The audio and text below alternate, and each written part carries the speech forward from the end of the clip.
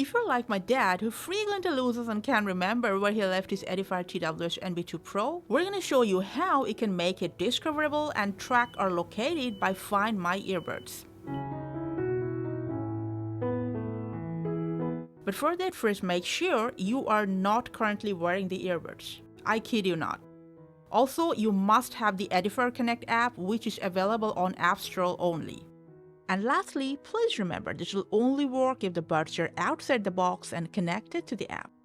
After that, open your app, tap on this wheel icon, go to Find My Earbuds, and then tap on Search.